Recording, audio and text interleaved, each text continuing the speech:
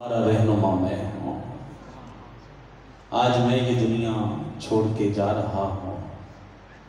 کل تمہیں چھوڑ کے جانا۔ آج میری رخصتی ہے تو کل تمہاری رخصتی ہے۔ آج میرا جنازہ ہے تو کل تمہارا جنازہ ہے۔ میاں صاحب نے اسی کو فرمایا تھا کہ اے دنیا مسافر خانہ، وہ ایک آوے تے ایک جاوے، کدی مجال محمد بخشا ایتھے پکے ڈیرے لاوے۔ الذی خلق الموت والحیاء، موت کیا ہے؟ الانتقال من دار الفناء الی البقاء، دار الفنا سے دار البقاء کی طرف منتقل ہونے کا نام موت ہے۔ الانتقال من دار العمل الی الجزاء،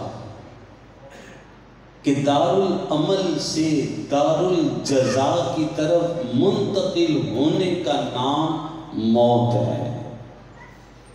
الانتقال من دار الغرور الی السرور، کہ دار الدھوکے والے گھر سے،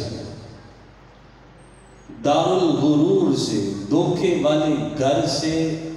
سرور والے گھر کی طرف منتقل ہونے کا نام موت ہے۔ اور ڈاکٹر اقبال نے کہا تھا کہ کون کہتا ہے کہ مومن مر گیا، وہ قید سے چھوٹا اپنے گھر گیا، قید سے چھوٹا اور اپنے گھر گیا۔ یہ دنیا، پھر آقا ارشاد فرماتے ہیں الدنیا سجن المومن، کہ یہ دنیا مومن کے لیے قید خانہ ہے، قید خانہ ہے یہ مومن کے لیے۔ اور دنیا میں کوئی بادشاہ بھی اگر قید میں چلا جائے تو رہائی چاہتا ہے، آزادی چاہتا ہے کہ مجھے آزادی ملے، میں قید سے نکلوں، رہائی ملے مجھے۔ تو اسی طرح بندے مومن اس دنیا کے اندر وہ قید میں ہے، وہ قید خانے کے اندر ہے، اور موت بندے کو ختم کرنے نہیں آتی بلکہ قید سے آزادی دلوانے آتی ہے۔ قید سے اسے آزادی مل رہی ہے، اپنے گھر جانا ہے، اپنے وطن واپس پلٹ کے جانا ہے۔ تو موت کے مقاصد کیا ہیں؟ الذی خلق الموت، کہ وہی مالک کہ جس نے موت کو پیدا کیا۔ موت کا ایک مقصد یہ ہے کہ اللہ تعالیٰ نے آبادی کا توازن رکھنا تھا۔ اگر موت نہ ہوتی تو آبادی اس قدر ہو جاتی کہ دنیا چھوٹی پڑ جاتی۔ تو آبادی کے توازن کو برقرار رکھنے کے لیے اللہ نے موت کو پیدا کیا ہے۔ اور دوسرا مقصد موت پیدا کرنے کا یہ ہے کہ بندہ رب کو بھول نہ جائے، کہ جو لوگ موت کو بھول گئے تھے انہوں نے دنیا میں خدائی دعوے کر دیے۔ فرعون کے خدائی دعویٰ کرنے کی وجہ یہی تھی کہ ساری زندگی اسے کبھی سر کا درد نہ ہوا تھا، اسے کبھی بخار نہ ہوا تھا، جس کی وجہ سے فرعون یہ سمجھنے لگا کہ میں خدا ہوں۔ اور رسول پاک صلی اللہ علیہ وسلم نے ارشاد فرمایا کہ بندہ مومن کو جب چھوٹی سی تکلیف پہنچتی ہے اور یہاں تک کہ اس کے پاؤں میں کانٹا چبھتا ہے، اللہ اس کے صدقے میں اس کے گناہوں کو معاف فرما دیتا ہے۔ اور امام بخاری نے لکھا ہے کسی شخص نے اپنی جیب میں ہاتھ ڈالا، کوئی مطلوبہ چیز نکالنی تھی، چابی نکالنی تھی یا کوئی بھی چیز اپنی نکالنی تھی، لیکن اپنی سیدھی جیب میں ہاتھ ڈالا ہے تو وہ نہیں ملی۔ جب الٹی جیب میں ہاتھ ڈالا تو وہ چیز مطلوبہ اسے مل گئی۔ اب جب پہلی جیب میں اس نے ہاتھ ڈالا تھا تو چھوٹی سی پریشانی ذہن میں لاحق ہوئی، او میری چابی کتنے گئی، او میری مطلوبہ چیز کہاں گئی؟ اب یہ جو چھوٹی سی پریشانی اس کے دماغ میں آئی تھی، اللہ کریم اس کے صدقے میں اپنے بندے کے گناہوں کو معاف فرما دیتا ہے۔ اور یہاں تک کہ رسول پاک صلی اللہ تعالی علیہ وسلم نے ارشاد فرمایا ہے کہ بندے مومن کی ایک رات کا بخار اس کی پچھلی تمام خطاؤں کو بخشوا دیتا ہے۔ ایک رات وہ بخار میں رہا تو پچھلی جتنی بھی خطائیں اس پہ کی تھی اس نے، رب تعالیٰ سب کو معاف فرما دیتا ہے۔ یہ اللہ کریم نے موت کے مقاصد رکھے ہیں، اور تیسرا مقصد موت کا یہ ہے کہ مرنے والے کو رب تعالیٰ اپنے محبوب کا دیدار عطا فرماتا ہے۔ اسے رسول پاک صلی اللہ تعالی علیہ وسلم کا دیدار حاصل ہوتا ہے۔ واہ واہ موت محبتاں والی تے وچ عشقے دے مرنا، کہ موت تو اللہ نے رکھی ہے لیکن کسی کی موت سخت ہے اور کسی کی موت فرمایا کہ جس طرح بال آٹے سے نکال لیا جائے یا مکھن سے بال نکال لیا جائے، کسی کی موت بس اتنی ہے، اتنی تکلیف ہے، اور کسی کی موت اس قدر ہے، فرمایا گیا کہ جس طرح کانٹے دار جاری پر ململ کا دوپٹہ پھینکا جائے پھر کھینچا جائے وہ پھٹ جاتا ہے، اس طرح اس کے جسم سے روح قبض کی جاتی ہے۔ آپ دیکھیں کہ کبھی جسم جل جائے، جلنے کی تکلیف ہوتی ہے، کوئی ماچس کی تیلی لگی ہے تو جسم جل گیا، اور یہ جو جلنے کی تکلیف ہے اس وجہ سے ہے کہ جسم کے اتنے حصے میں روح سمٹ گئی ہے۔ ہمارے پورے جسم کے اندر کیا ہے؟ روح ہے، تو جتنا حصہ جل گیا اتنے حصے سے روح سمٹ گئی، اور جلنے کی جو تکلیف ہے وہ روح کے سمٹنے کی وجہ سے ہے۔ او بھائیو ذرا غور کرو، ہلکا سا اگر کوئی جلتا ہے اس کی تکلیف برداشت نہیں کر پاتا، ساری رات وہ سو نہیں پاتا، تکلیف میں ہے، جل گیا ہے، تو غور کرے کہ جب پورے جسم سے روح سمٹے گی پھر بندے کی کیا حالت ہوگی، پھر کیفیت کیا ہوگی۔ اور پھر روح کا جو امام جلال الدین سیوطی نے شرح الصدور میں لکھا ہے کہ آغاز روح نکلنے کا پاؤں کے نخن سے کیا جاتا ہے، ناخن کی طرف سے، پاؤں اور ٹانگوں کی طرف سے آغاز اس کا کیا جاتا ہے، روح نکلتی ہے،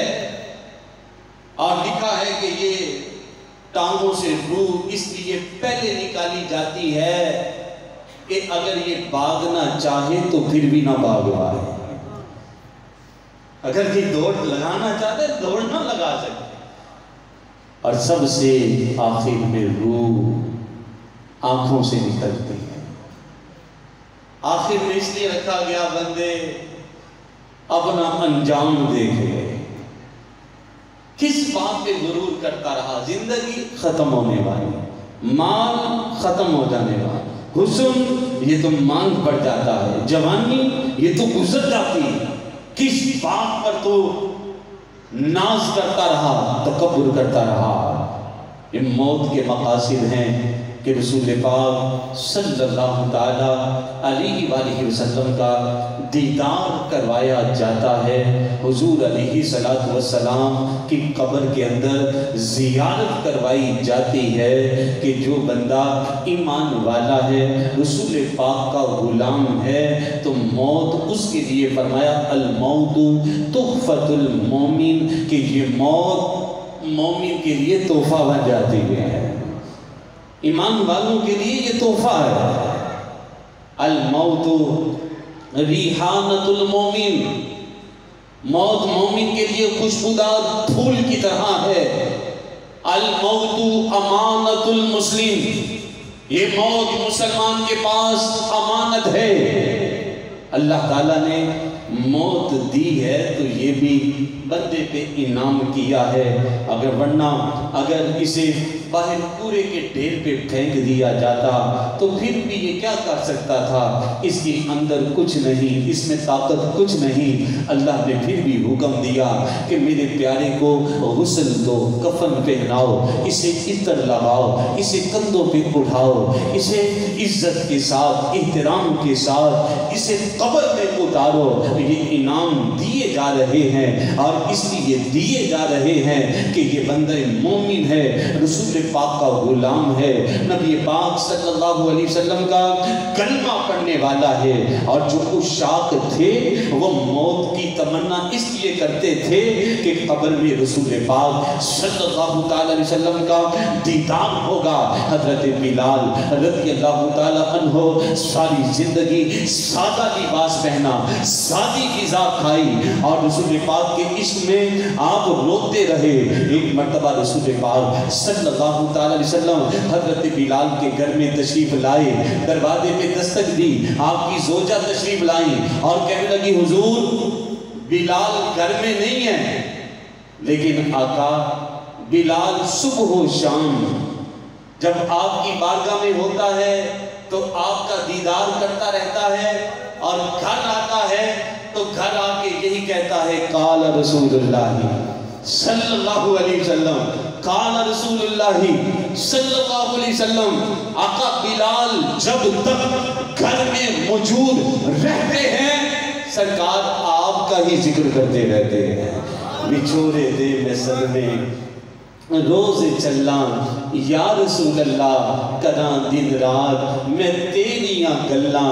یا رسول اللہ، ہوائے ننگ دیے لے جا مدینے اتھرو میرے، تے آکھی ہور کی میں نظر کلاں یا رسول اللہ۔ حضرت بلال رضی اللہ تعالی عنہ رسول پاک کے عشق میں روتے رہے۔ جب آپ پر ظلم کیا جاتا، کبھی مکے کی گلیوں میں گھسیٹا جاتا، امیہ غلاموں سے کہتا بتوں کے باغی کو مارو، اس قدر مارو کہ باپ دادا کے دین پہ واپس پلٹ کے آ جائے۔ ساری رات تورے برسائے جاتے تو کسی نے کہا بلال او کبھی جھوٹے سے بھی انکار کر لیا کرو، اتنی مار کھاتے رہتے ہو، او کبھی تو انکار کر دیا کرو تاکہ تم مار سے بچ جاؤ۔ حضرت بلال نے جواب کیا دیا؟ پنجابی شاعر نے اس کا ترجمہ کیا کہ جرم دنیا تے ہیں اور بھی بہت، جرم عشق دا ایڈا سنگین کیوں ہے؟ او مارن والے ہو منو کی پوچھ دے ہو، او پوچھو یار نو ایڈا حسین کیوں ہے، او پوچھو یار نو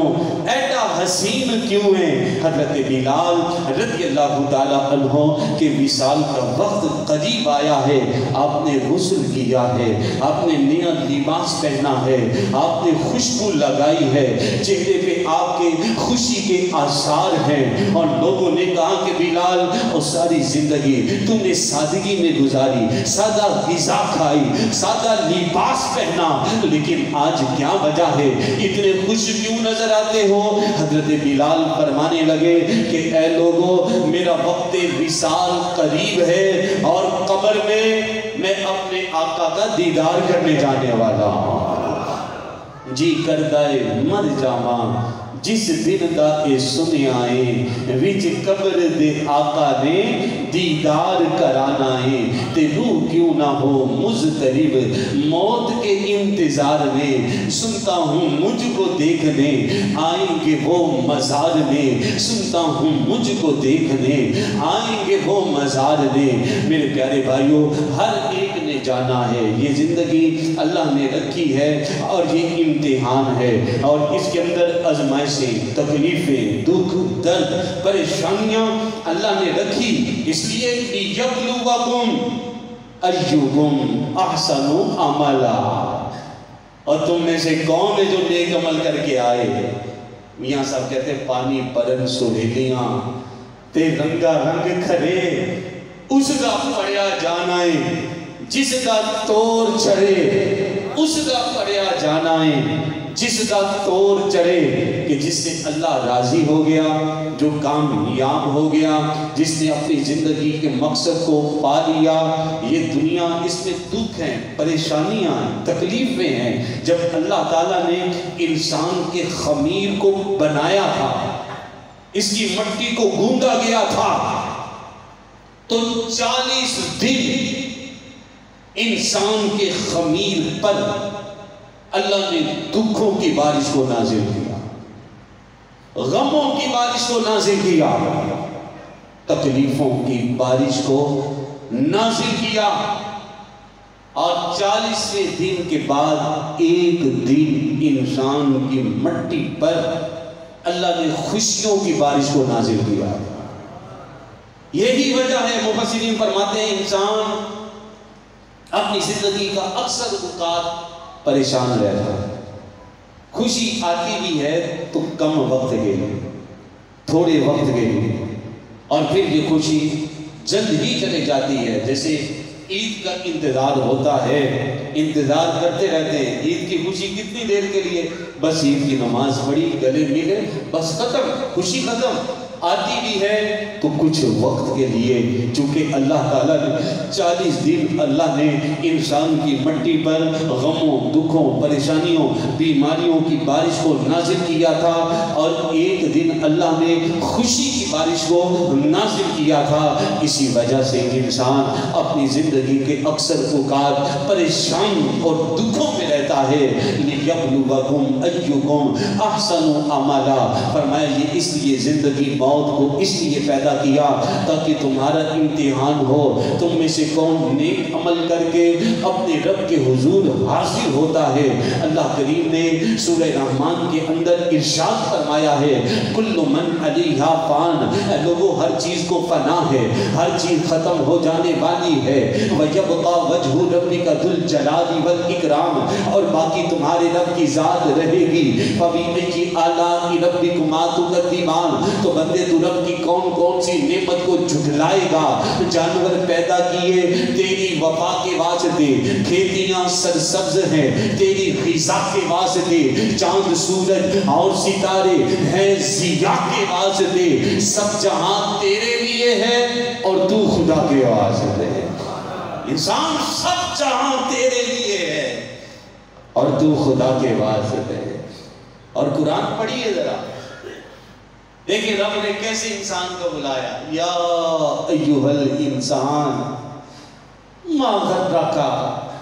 بربک الکریم انسان تمہیں کس چیز نے دھوکے میں ڈال دیا کس چیز نے رب کریم کے دروازے سے دور کر دیا اللہ نے انسان سے محبت کی تمام مخلوقات میں سے اسے خوبصورت پیدا کیا اسے سردار بنایا ساری مخلوقات کا اور باقی ساری مخلوقات انسان کی خادم بنا دی کہ اس کی خدمت کرے انسان کو مخدوم بنا دیا اور خود ہی فرمایا لقد خلقنا الانسان فی احسن تقویم، بے شک ہم نے انسان کو خوبصورت پیدا کیا ہے، احسن تقویم بنایا ہے، اسے 18,000 مخلوقات کا سردار بنایا ہے انسان۔ اب یہ بندہ یہ دنیا داری میں پڑ گیا، یہ بندہ رب کے دروازے سے دور ہو گیا، یہ بندہ اللہ کی نافرمانیوں میں لگ گیا۔ ہماری عمریں بھی چھوٹی ہیں اور پہلے وقتوں کے اندر عمریں زیادہ ہوا کرتی تھی۔ امام ساوی نے تفسیر ساوی کے اندر لکھا ہے حضرت نوح علیہ السلام کی زندگی 1700 سال ہے، زمانے تبلیغ آپ کا 950 سال ہے۔ آپ کے زمانے میں ایک خاتون حضرت نوح علیہ السلام کی بارگاہ میں حاضر ہوئی، کہنے لگی یا نبی اللہ میرے بیٹے چھوٹی عمر میں انتقال کر جاتے ہیں، دعا کریں اللہ میرے بچوں کو بڑی عمر عطا کرے، لمبی عمر عطا کرے۔ حضرت نوح علیہ السلام نے فرمایا بتا اور کتنے سال میں تیرے بیٹے انتقال کر جاتے ہیں؟ کہنے لگی کوئی 200 سال زندگی پاتا ہے، کوئی 300 سال زندگی پاتا ہے۔ یا نبی اللہ میرے بیٹے جلدی انتقال کر جاتے ہیں۔ اور ادھر رسول پاک صلی اللہ تعالی وسلم نے فرمایا میری امت کی زندگیاں 60 سے 70 سال کے درمیان ہیں، 60 سے 70 سال یہ زندگی رکھی گئی ہے اور عمر چھوٹی رکھی گئی، تاکہ جب قیامت کے دن اگر کسی کی 60 سال عمر ہو اور 8 گھنٹے وہ سوئے تو 20 سال اس کے نیند میں چلے گئے، کچھ اس کا وقت کام کاج میں چلا گیا، حساب اس کا مختصر رکھا ہے، اور سب سے آخر میں اللہ نے اس امت کو اس لیے بھیجا ہے تاکہ ان کے گناہ لوگوں پر ظاہر نہ ہو، عیبوں پہ پردے ڈالے ہیں۔ اور سابقہ امتوں کے لیے حکم سخت، معاملہ سخت۔ حضرت موسیٰ علیہ السلام آپ کی قوم نے شرک کیا، آپ کو ایک طور پہ گئے اور رب تعالیٰ کی بارگاہ میں ترید لینے کے لیے گئے اور پیچھے قوم نے شرک کر دیا، بچڑے کو معبود بنا لیا۔ وَإِذْ قَالَ مُوسَىٰ لِقَوْمِهِ يَا قَوْمِ إِنَّكُمْ ظَلَمْتُمْ أَنفُسَكُمْ بِاتِّخَاذِكُمُ الْعِجْلَ فَتُوبُوا إِلَىٰ بَارِئِكُمْ فَاقْتُلُوا أَنفُسَكُمْ۔ فرمایا کہ اے موسیٰ تیری قوم نے ظلم کیا ہے، بچڑے کو اپنا معبود بنا لیا ہے، اب معافی کی صورت یہی ہے فَاقْتُلُوا أَنفُسَكُمْ۔ اے موسیٰ ان کو فرما دو کہ اپنے آپ کو قتل کرو، باپ بیٹے کو قتل کرے، ماں بیٹی کو قتل کرے، آپس میں خون بہاؤ، پھر رب ان کی توبہ قبول کرے گا۔ حضرت موسیٰ علیہ السلام سجدے میں گر گئے، عرض کیا باری تعالیٰ یہ معاملہ بڑا سخت ہے، میری قوم آپس میں ایک دوسرے کو قتل کیسے کرے گی؟ اے اللہ ماں بچے کو قتل کیسے کرے گی؟ باپ اولاد کو قتل کیسے کرے گا؟ اے مولا جتنے تو نے احسان کیے ہیں، کبھی من و سلوہ دیا ہے، کبھی تو نے فرعون سے نجات دی ہے، اے اللہ کبھی تو نے ہمارے لیے غیب سے مدد بھیجی ہے۔ قوم موسیٰ پہ اللہ نے اتنے احسان کیے کہ ان کے ہاں اگر کوئی بچہ پیدا ہوتا اس کے جسم پہ لباس پہلے سے موجود ہوتا، پاؤں میں جوتا پہلے سے موجود ہوتا، بال اس کے پہلے ہی سے کٹے ہوتے، جو اس کی عمر بڑھتی جاتی پاؤں کا جوتا بھی بڑا ہو جاتا، لباس بھی بڑا ہو جاتا، بال بھی صاف ستھرے رہتے، بال اس کے کاٹنے کی حاجت نہ آتی، اور جو عمر بڑھتی جاتی لباس بھی بڑا ہو جاتا۔ یہ اللہ نے احسان حضرت موسیٰ کی قوم پہ کیے تھے۔ رب تعالیٰ نے فرمایا موسیٰ اب معافی کی صورت یہی ہے کہ ان کو فرماؤ کہ قتل کرو، اپنے آپ کو قتل کرو۔ حضرت موسیٰ سجدے میں عرض کرتے ہیں باری تعالیٰ اتنے کرم کیے، اتنے احسان کیے، اتنی نعمتیں کی، ایک نعمت اور کر دے، ایک احسان اور کر دے کہ دن کے وقت اندھیرا بھیج دے تاکہ اندھیرے میں میری قوم آپس میں ایک دوسرے کو قتل کر سکے۔ اللہ تعالیٰ نے دن کے وقت میں اندھیرا بھیج دیا اور موسیٰ علیہ السلام نے فرما دیا قوم رب کا حکم ہے فَقْتُلُوا أَنفُسَكُمْ، اپنے آپ کو قتل کرو، اپنا خون بہاؤ اور پھر معافی ملے گی۔ اب قوم موسیٰ نے آپس میں قتل کیا ہے، ماں بیٹے کو قتل کر رہی ہے، بیٹا باپ کو قتل کر رہا ہے، بہن بھائی کو قتل کر رہی ہے، یہ قتل ہوتا رہا یہاں تک کہ 70,000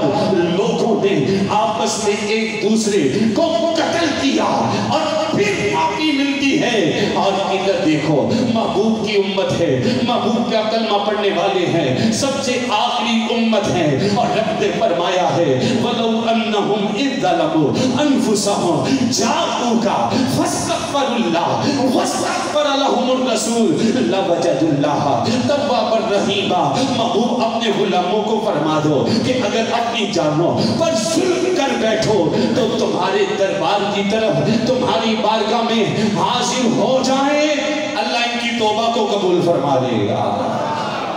روک لیتی ہے آپ کی نسبت تیر جتنے بھی ہم پہ چلتے ہیں، یہ کرم ہے حضور کا ہم پر آنے والے عذاب ٹلتے ہیں، یہ ناز یہ انداز ہمارے نہیں ہوتے،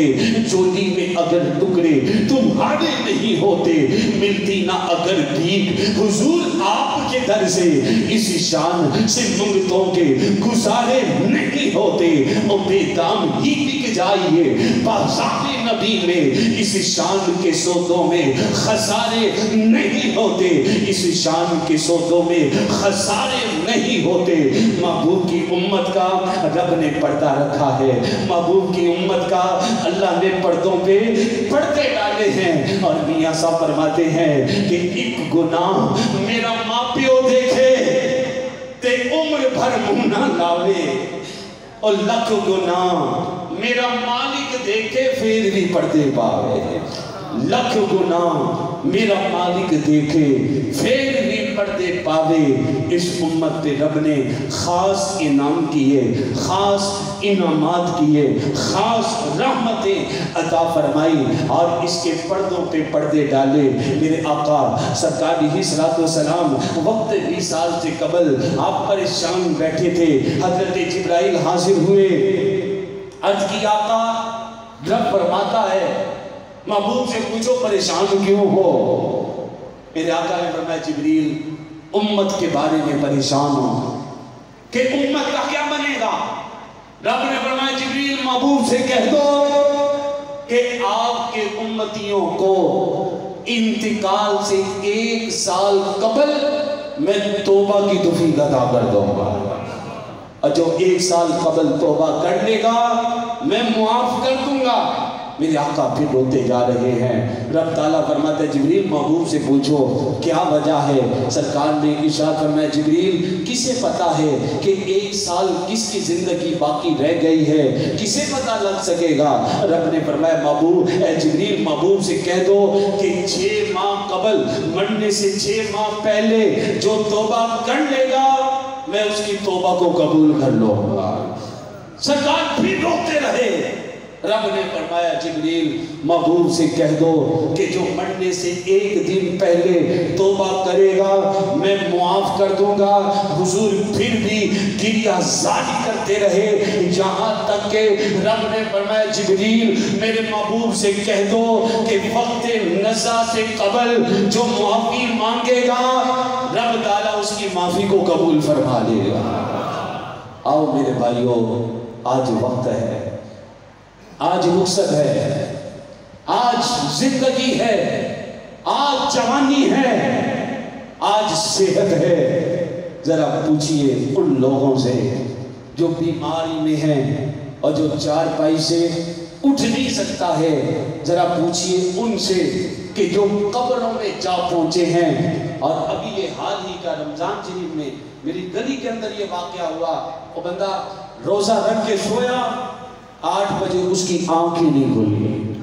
اور روح جسم سے نکل گئی۔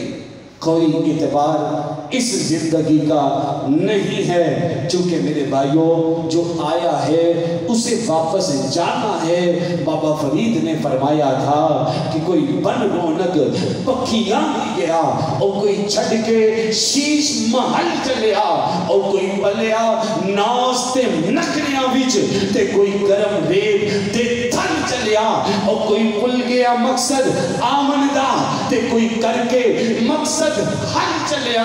غلام فریدہ ایتھے ہر کوئی مسافر ہے، اور کوئی اج چلیا تے کوئی کل چلیا۔